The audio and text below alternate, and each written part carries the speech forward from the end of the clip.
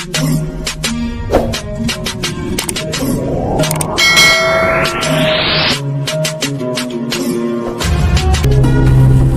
دفعہ حضرت موسیٰ علیہ السلام نے فرعون سے کہا، اے فرعون، تو اسلام قبول کر لے، اس کے عوض تیری آخرت تو بہتر ہو ہی جائے گی، مگر دنیا میں بھی تجھے 4 نعمتوں سے نوازا جائے گا۔ والی اعلان اس بات کا اقرار کر لے کہ اللہ تعالیٰ کے سوا اور کوئی خدا نہیں، وہ بلندی پر افلاک اور ستاروں کا بستی میں جنوں ان شیاطین اور جانوروں کا پیدا کرنے والا ہے، پہاڑوں، دریاؤں، جنگلوں اور بیابانوں کا بھی خالق و مالک ہے۔ اس کی سلطنت غیر محدود ہے اور وہ بے نظیر و بے مثال ہے۔ وہ ہر شخص و مہر و مکان کا نگہبان ہے، عالم میں ہر جاندار کو رزق دینے والا ہے، آسمانوں اور زمینوں کا محافظ ہے، نباتات میں پھول پیدا کرنے والا اور بندوں کے دلوں کی باتوں کو جاننے والا، سرکشوں پر حاکم اور اس کی سرکوبی کرنے والا ہے۔ فرعون نے کہا، وہ 4 چیزیں کون سی ہیں؟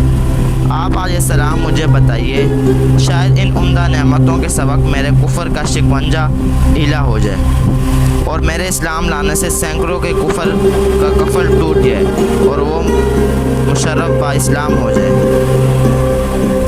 اے موسیٰ، جلد ان نعمتوں کے متعلق بیان کرو، ممکن ہے کہ میری ہدایت کا دروازہ کھل جائے۔ حضرت موسیٰ علیہ السلام نے حکم الہی سے فرمایا، اگر تو اسلام قبول کر لے تو پہلی نعمت تجھے یہ ملے گی کہ تو ہمیشہ تندرست رہے گا اور کبھی بھی بیمار نہیں ہوگا۔ اپنے خانہ تن میں تعلق خداوندی کا ایسا خزانہ دیکھے گا جس کو حاصل کرنے کے لیے تو اپنی تمام خواہشات نفسانیہ کو مرضات الہیہ کے تابع کرنے کے لیے مجاہدات میں جان تک دینے کو تیار ہو جائے گا۔ اس سے جو دولت تمہیں ملے گی وہ رہ کے حفرت اقلیم ہوگی، خواہشات کے عبر کو پھاڑنے کے لیے محتاب حقیقی کا نور تاباں مست کر دیتا ہے۔ اے فرعون، جس طرح ایک کیڑے کو ہرا پتا اپنے اندر مشغول کر کے انگور سے محروم کرتا ہے، اسی طرح یہ دنیا حقیر تجھے اپنے اندر مشغول کر کے ملائے حقیقی سے محروم کیے ہوئے ہیں اور تو کیڑے کی طرح لذائذ جسمانیہ میں مصروف ہے۔ تیسری نعمت تجھے یہ عطا ہوگی کہ ابھی تو ایک ملک کا بادشاہ ہے۔ اسلام لانے کے بعد تجھے 2 ملک عطا ہوں گے۔ یہ ملک تجھے اللہ تعالیٰ سے بغاوت کرنے کی حالت میں ملا ہے، اطاعت کی حالت میں کیا کچھ عطا ہوگا، جس کے فضل سے تجھے تیرے ظلم کی حالت میں اس قدر دیا ہے، تو اس کی عنایت و وفا کی حالت میں کس درجہ تک ہوگی۔ اور چوتھی نعمت یہ ملے گی کہ تو ہمیشہ جوان رہے گا اور تیرے بال بھی کالے رہیں گے۔ یہ باتیں سن کر فرعون کا دل بہت متاثر ہوا۔ اس نے حضرت موسیٰ علیہ السلام سے کہا، اچھا میں اپنی اہلیہ سے مشورہ کر لوں۔ اس کے بعد وہ گھر گیا اور حضرت آسیہ رضی اللہ تعالیٰ عنہا سے اس معاملے پر گفتگو کی۔ حضرت آسیہ رضی اللہ تعالیٰ عنہا کا جواب مولانا رومی رحمۃ اللہ علیہ نے بڑے پیارے انداز میں فرمایا۔ فرعون نے اپنی بی آسیہ رضی اللہ تعالیٰ عنہا سے جب یہ ماجرا بیان کیا تو انہوں نے کہا، ارے اس وعدے پر جان قربان کر دیں، کھیتی تیار ہے اور نہایت مفید ہے، اب تک جو وقت گزرا ہے سب بے فائدہ گزرا ہے۔ یہ کہہ کر وہ زاروں قطار رونے لگی۔ پھر انہوں نے کہا، تجھے مبارک ہو، آفتاب تیرا تاج ہوگا۔ حضرت موسیٰ علیہ السلام نے تیری برائیوں کی پردہ پوشی کی اور تجھے دولت باطنی دینا چاہتے ہیں۔ گنجے کا عیب تو معمولی ٹوپی چھپا سکتی ہے، مگر تیرے عیوب وہ تو حق تعالیٰ کی رحمت چھپانا چاہتی ہے۔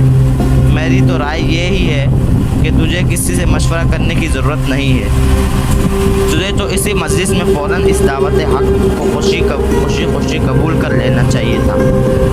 حضرت موسیٰ علیہ السلام نے جو دعوت تمہیں دی ہے، کوئی ایسی ویسی بات تو نہ تھی جس میں تو مشورہ ڈھونڈتا پھرتا رہا ہے۔ یہ تو ایسی بات تھی کہ سورج جیسی رفیع مرتب مخلوق کے کان میں پڑتی تو سر کے بل اس کو قبول کرنے کے لیے آسمان سے زمین پر آ جاتا۔ اے فرعون، یہ عنایت تجھ پر خدا کی ایسی ہے جیسے ابلیس پر رحمت ہونے لگی۔ یہ حق تعالیٰ کا معمولی کرم نہیں کہ تجھ جیسے سرکش اور ظالم کو یاد فرما رہے ہیں۔ ارے تجھے تو یہ تعجب ہے کہ اس کے کرم کو دیکھ اس کے کرم کو دیکھ کر خوشی سے تیرا پتا کیوں نہیں پھٹ جاتا اور وہ برقرار کیسے رہے گا؟ اور تیرا پتا خوشی سے پھٹ جاتا تو دونوں جہاں سے تجھے حصہ مل جاتا، دنیا میں نیک نامی اور آخرت میں نجات ہوتی۔ اللہ والوں کی آنسو جو زمین پر گرتے ہیں، فرشتے ان کو اپنے منہ اور پروں پر ملتے ہیں، اور اللہ تعالیٰ شہیدوں کے خون کے برابر انہیں وزن کرتے ہیں۔ حضرت آسیہ رضی اللہ تعالیٰ عنہ نے فرعون سے کہا، تو پس و پیش نہ کر، ایک قطرے کو فوراً بہا دے اور اپنے نفس کو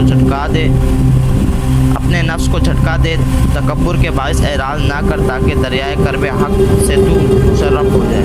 دولت عظمیٰ اس قطرے کو ملتی ہے جسے خود سمندر طلب کرے۔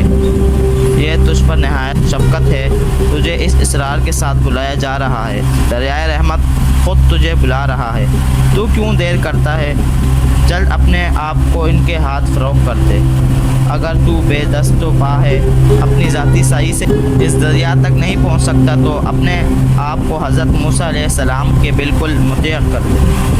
جن انعامات کا تجھ سے وعدہ کیا جا رہا ہے تو ان پر بدگمانی مت کر، انہیں فریب و دھوکہ مت سمجھو، بلکہ ان انعامات کو جلد حاصل کر تاکہ تو کہیں غلط بینی سے دھوکہ کھا کر برباد نہ ہو جائے۔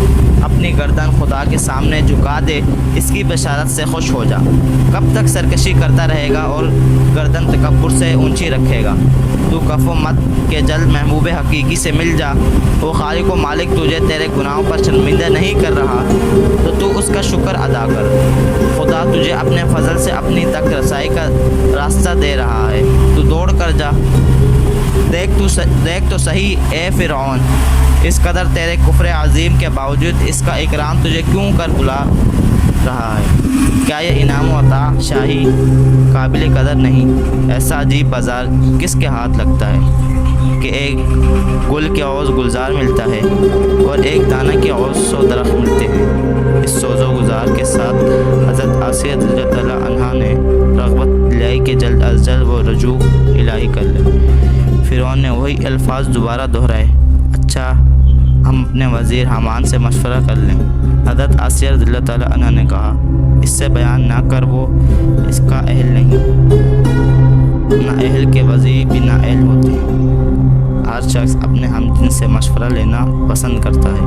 برغض فرعون نے حامان سے ساری باتیں کہہ دیں اور اس سے مشورہ مانگا کہ اب مجھے کیا کرنا چاہیے۔ حامان یہ باتیں سن کر لال پیلا ہو گیا۔ غم و غصے میں آ کر اس نے گدیاں چاک کر ڈالا، شور مچانا اور رونا دھونا شروع کر دیا۔ حامان نے کہا، اگر حضور آپ کو اسلام کی دعوت قبول ہی کرنا ہے، تم پہلے مجھے مار ڈالیے تاکہ کم از کم میں اپنی آپ کی یہ توہین اپنی آنکھوں سے نہ دیکھوں۔ آپ میری گردن فوراً مار دیں، میں اس منظر کو دیکھنے کی تاب نہیں رکھتا کہ آسمان زمین بن جائے اور خدا بندہ بن جائے، ہمارے غلام ہمارے آقا بن جائے۔ مولانا روم رحمۃ اللہ علیہ یہاں اس حامان بے ایمان کو مخاطب ہو کر سخت ناراضگی کا اظہار کرتے ہیں۔